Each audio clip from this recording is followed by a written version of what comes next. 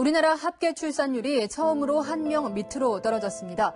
여성 1명이 평생 동안 아이 1명을 낳지 않는다는 뜻인데 세계적으로도 드문 현상입니다. 우리나라 출산율 이제 1명도 채 안 되는 수치인데 세계에서 유일합니다. 서울에서도 학생 수가 모자라서 폐교 조치된 학교가 나왔습니다.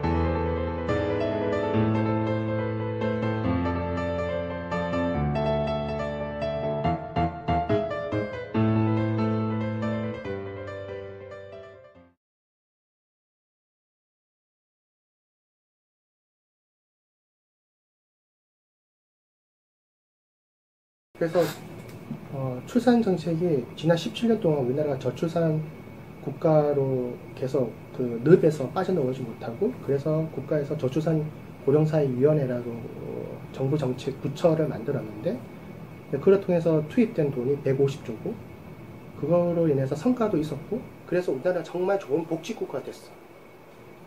전 세계에 전 세계 복지로 가장 월등한 국가가 스웨덴, 노르웨이 이런 북유럽 국가들인데, 그런데 지금은 우리나라가 전 세계에서 최고야. 정책이 우리나라만큼 저출산과 관련되어 있는 정책이 이렇게 다양할 수가 없고, 이렇게 정말 좋을 수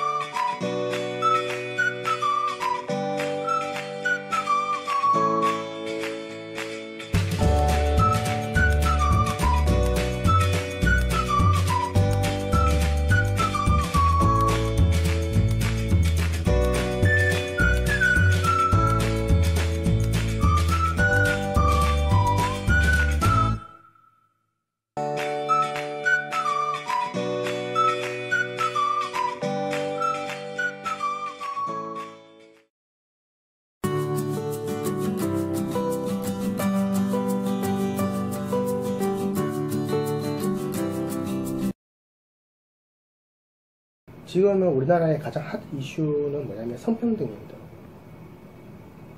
여성들이 왜 아이를 놓지 않을까? 왜 결혼하기 싫어할까? 우리나라의 저출산의 문제는 경제적으로 이렇게 지원하는 정책은 이제는 한계에 도달했었고, 할 수 있는 선을 넘어섰어. 이제 할 수가 없어.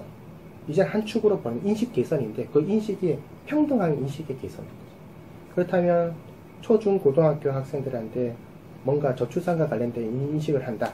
그게 꼭 저출산, 결혼을 하기 위해서, 결혼하면 아이를 놓기 위한 교육도 중요하겠지만, 나는 그런 교육은 크게, 그거는 성인이 되면, 또 사람을 만나면 본인들이 결정하는 거지, 교육을 통해서 반드시 성인이 되면 결혼을 해야 됩니다. 이 시기에 되면 아이를 가져야 됩니다.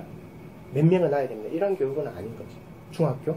늦더라도 고등학교부터는 이게 포괄적 성평등 교육이라고 해서 남녀가 다르지 않고, 남녀는 생물학적으로만 다르지 동등한 사회 일원이라는 것을 교육을 시켜야 되는 거예요. 그리고 아이를 놓게 될 경우에는 동일하게 서로 의견을 나누어서 아이를 가질 것인지 말 것인지를 계획하고, 그렇다면 그 아이가 생겼었고 아이를 낳게 될 경우에는 일정 부분 남편과 아내라는 사람이 가정 안에서 업무 분장을 해야 돼요. 업무를 분할해야 돼요. 매일 빨래는 여자가 하고 요리도 맨날 여자가 하고 아이를 울면 여자가 하고 나도 직장 가야 되는데 새벽에 아이 달래면 여자가 한다 라고 하면 안 하지.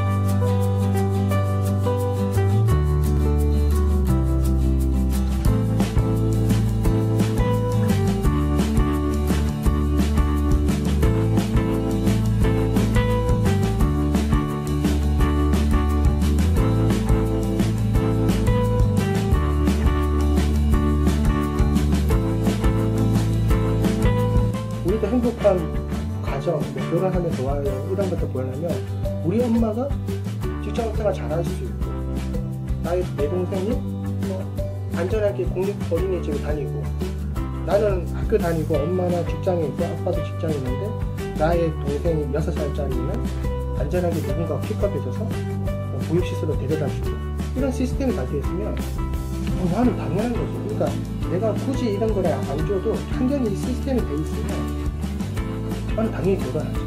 아이들